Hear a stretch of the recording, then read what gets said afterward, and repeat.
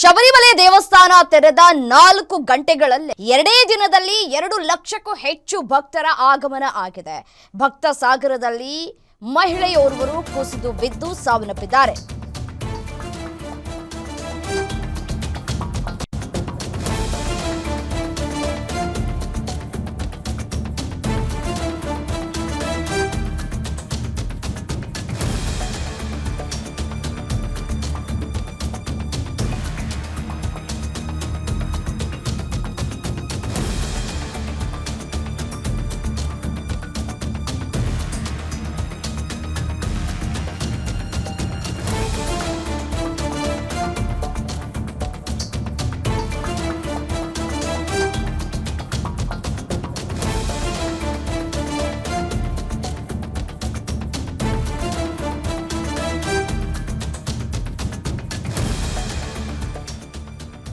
ಭಕ್ತ ಸಾಗರದಲ್ಲಿ ಕುಸಿದು ಬಿದ್ದು ಓರ್ವ ಮಹಿಳೆ ಸಾವನ್ನಪ್ಪಿದ್ದಾರೆ.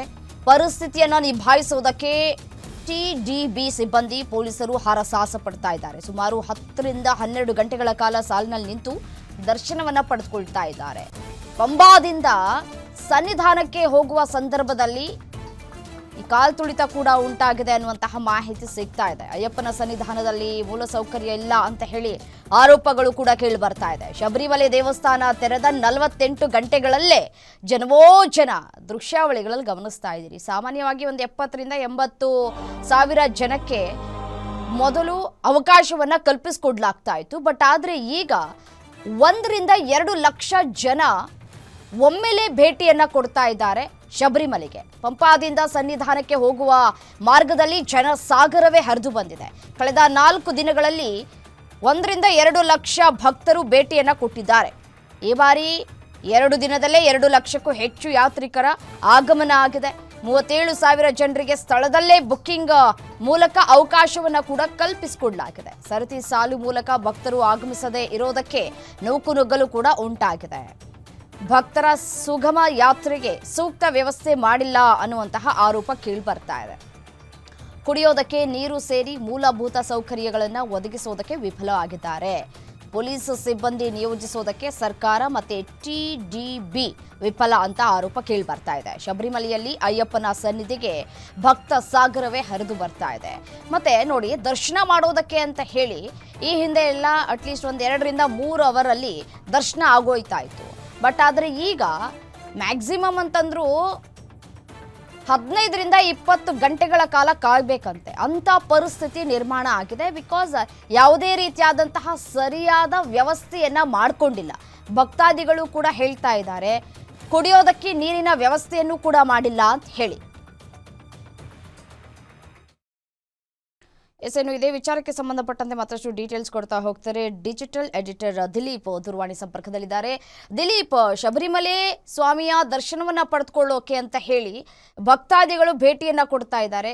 ಈ ಹಿಂದೆ ಎಲ್ಲ ಒಂದು 70 ರಿಂದ 80 ಸಾವಿರ ಜನ ಒಮ್ಮೆಲೆ ಭೇಟಿ ಕೊಡ್ತಾ ಇದ್ರು ದೇವಸ್ಥಾನಕ್ಕೆ. ಬಟ್ ಆದ್ರೆ ಈ ಬಾರಿ 1 ಲಕ್ಷದಿಂದ 2 ಲಕ್ಷ ಜನ ಒಮ್ಮೆಲೆ ಭೇಟಿ ಕೊಡ್ತಾ ಇದ್ದಾರೆ. ಸರಿಯಾದ ವ್ಯವಸ್ಥೆ ಆಗಿಲ್ಲ. ಸರ್ಕಾರ ಕೂಡ ಈ ಹಿಂದೆ ಹೇಳಿತ್ತು ಅಲ್ಲಿ ಒಂದು ಕಾಯಿಲೆ ಕೂಡ ಇದೆ, ಮೆದುಳು ತಿನ್ನುವಂತಹ ಕಾಯಿಲೆ. ಸೊ ಅದರಿಂದ ಎಚ್ಚರಿಕೆಯಿಂದ ಇರಿ ಅಂತ ಹೇಳಿತ್ತು. ಬಟ್ ಆದರೆ ಯಾವುದೇ ರೀತಿಯಾದಂತಹ ಮುನ್ನೆಚ್ಚರಿಕಾ ಕ್ರಮ ತೆಗೆದುಕೊಂಡೇ ಇಲ್ಲ. ಈಗ ಒಬ್ಬರ ಸಾವಾಗಿದೆ. ರಮ್ಯಾ, ಏನಂದ್ರೆ ಮಕರ ವಿಳಕ್ಕಂ, ಈ ಬಾರಿಯ ಮಕರ ವಿಳಕ್ಕಂ ಯಾತ್ರೆ ಏನಿದೆ, ಈ ಒಂದು ಇಲ್ಲಿ ಒಂದು ಸಂಕ್ರಾಂತಿವರೆಗೂ ಏನ್ ನಡೆಯುತ್ತೆ ಈ ಮಕರ ವಿಳಕ್ಕಂ ಯಾತ್ರೆ, ಈ ಬಾರಿಯ ಯಾತ್ರೆಗೆ ಭಾರಿ ಮಟ್ಟದಲ್ಲಿ ಜನಗಳು ಸೇರ್ಪಡೆ ಆಗ್ತಿದ್ದಾರೆ. ಎಲ್ರಿಗೂ ಗೊತ್ತಿರೋ ಹಾಗೆ ಈ ಒಂದು ಪ್ರದೇಶ ಏನಿದೆ ಅದು ನದಿ, ಬೆಟ್ಟ, ಗುಡ್ಡ ಮತ್ತು ದಟ್ಟ ಅರಣ್ಯದಿಂದ ಕೂಡಿರುವಂತ ಪ್ರದೇಶ. ಈ ಪ್ರದೇಶ ಒಂದು ಪ್ರಕೃತಿ ಸೂಕ್ಷ್ಮವಾದ ಪ್ರದೇಶ ಕೂಡ ಹೌದು. ಹೀಗಾಗಿ ಹೆಚ್ಚಿನ ಒಂದು ಮೂಲಭೂತ ಸೌಕರ್ಯಗಳನ್ನ ಕಲ್ಪಿಸುವಂತ ವ್ಯವಸ್ಥೆ ಮಾಡೋ ಸಂದರ್ಭದಲ್ಲಿ ಹಲವಾರು ರೀತಿಯ ಅಡೆತಡೆಗಳು ಕೇರಳ ಸರ್ಕಾರಕ್ಕೆ ಬರುತ್ತೆ.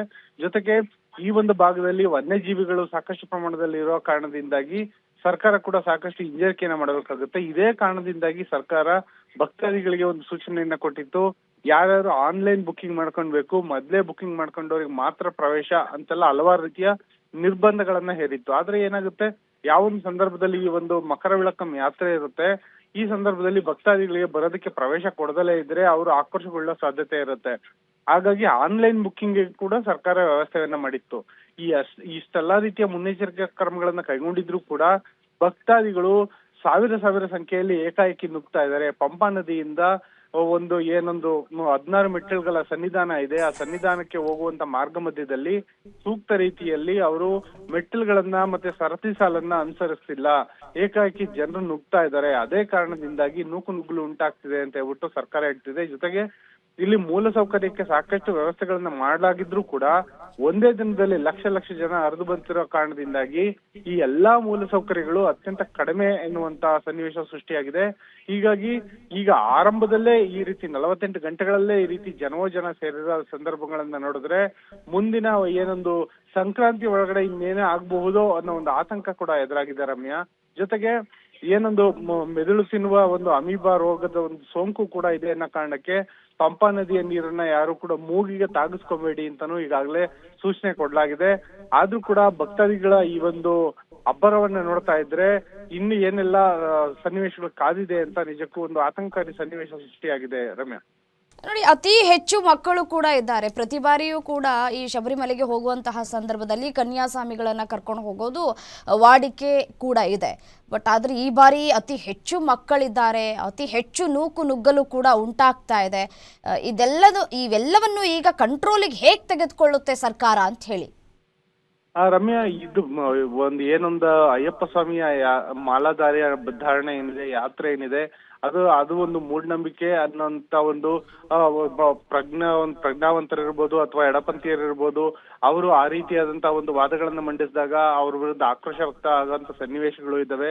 ಜೊತೆಗೆ ಭಕ್ತಾದಿಗಳು ಭಾವಪರಿಷತ್ಗೆ ಉಂಟಾಗುವಂತ ಭಕ್ತಾದಿಗಳು ಈ ರೀತಿ ಏಕಾಏಕಿ ನುಗ್ಗಿ ಬಂದಾಗ ಅವ್ರನ್ನ ತಡೆಯುವಂತ ಪ್ರಯತ್ನವನ್ನ ಅದು ಕೇರಳದಲ್ಲಿರುವಂತ ಸರ್ಕಾರ ಮಾಡಿದಾಗ ಸರ್ಕಾರ ಹಿಂದೂ ವಿರೋಧಿ ಧೋರಣೆ ತಾಳುತ್ತೆ ಅನ್ನೋ ಆರೋಪಗಳು ಕೇಳಿ ಬರುತ್ತೆ. ಹಾಗಾಗಿ ಈ ಒಂದು ಏನೊಂದು ಧಾರ್ಮಿಕ ಆಚರಣೆ ಅಂತ ನಾವೇನ್ ಕರಿತೀವಿ, ಈ ಧಾರ್ಮಿಕ ಆಚರಣೆ ಬಗ್ಗೆ ಯಾರಾದ್ರೂನು ವ್ಯತಿರಿಕ್ತವಾದ ಮಾತನಾಡಿದಂತ ಸಂದರ್ಭದಲ್ಲಿ ಅವರು ಧರ್ಮ ವಿರೋಧಿಗಳು ಅನ್ನೋ ಒಂದು ಪಟ್ಟ ಕಟ್ಟ ಸಾಧ್ಯತೆ ಇರುತ್ತೆ. ಹಂಗಾಗಿ ಸರ್ಕಾರ ಕೂಡ ಈ ಸನ್ನಿವೇಶಗಳಲ್ಲಿ ಯಾರು ಏನಾದ್ರೂ ಬರ್ಲಿ, ಎಷ್ಟು ಮಟ್ಟಿಗಾದ್ರೂ ನುಗ್ಗಿ ಬರ್ಲಿ ಅಂತ ಹೇಳ್ಬಿಟ್ಟು ಸರ್ಕಾರ ಕೂಡ ಸುಮ್ಮನಾಗ್ಬಿಡುತ್ತೆ. ಇದೇ ಒಂದು ಕಾರಣದಿಂದಾಗಿ ಈಗ ಅಲ್ಲಿ ಸನ್ನಿವೇಶ ಉಂಟಾಗಿರೋದು. ಯಾಕಂದ್ರೆ ಕೇವಲ 48 ಗಂಟೆಗಳಲ್ಲಿ 2 ಲಕ್ಷಕ್ಕೂ ಹೆಚ್ಚು ಜನ ಈ ರೀತಿ ಸೇರಿದ್ರೆ, ಅದು ಒಂದು ಸಣ್ಣ ಒಂದು ಬೆಟ್ಟದಲ್ಲಿ ಇಂಥ ಒಂದು ಸಂದರ್ಭದಲ್ಲಿ ಯಾವ ರೀತಿಯಾದಂತಹ ಒಂದು ಮೂಲ ಸೌಕರ್ಯಗಳನ್ನ ಕಲ್ಪಿಸೋಕ್ ಸಾಧ್ಯ ಇದೆ. ಜೊತೆಗೆ ಒಂದು ಪರಿಸರ ಸೂಕ್ಷ್ಮವಾದ ಪ್ರದೇಶದಲ್ಲಿ ವನ್ಯಜೀವಿಗಳಿಗೂ ಕೂಡ ಸಾಕಷ್ಟು ತೊಂದರೆ ಎದುರಾಗುತ್ತೆ. ಈ ಹಿಂದೆ ಕೂಡ ಹಲವಾರು ಬಾರಿ ಸುದ್ದಿಯಾಗಿತ್ತು. ಆಗಿದ್ರು ಕೂಡ ಈ ರೀತಿ ಒಂದು ಅರಣ್ಯ ಪ್ರದೇಶಕ್ಕೆ, ಗುಡ್ಡಗಾಡ ಪ್ರದೇಶಕ್ಕೆ ಜನ ಈ ರೀತಿ ನುಗ್ಗು ಬರ್ತಾ ಇದ್ದಾರೆ. ಈ ಒಂದು ಎಲ್ಲಾ ಒಂದು ಸನ್ನಿವೇಶಕ್ಕೆ ಒಂದು ಧಾರ್ಮಿಕತೆಯ ಕಾರಣ ಆಗಿರೋದ್ರಿಂದಾಗಿ ಎಲ್ಲ ಒಂದು ಕೈಗಳು ಕಟ್ಟಿ ಹಾಕಿದಂತಾಗಿದೆ. ಹಾಗಾಗಿ ಇದನ್ನ ಜನರೇ ಅರ್ಥ ಮಾಡ್ಕೊಳ್ಬೇಕು. ಅದು ಬಿಟ್ಟು ಬೇರೆ ಇನ್ಯಾವುದು ಮಾರ್ಗನೇ ಇಲ್ಲ ಅನ್ಸುತ್ತೆ ರಮ್ಯಾ. ಓಕೆ, ಥ್ಯಾಂಕ್ ಯು ತಮ್ಮೆಲ್ಲ ಮಾಹಿತಿಗಾಗಿ.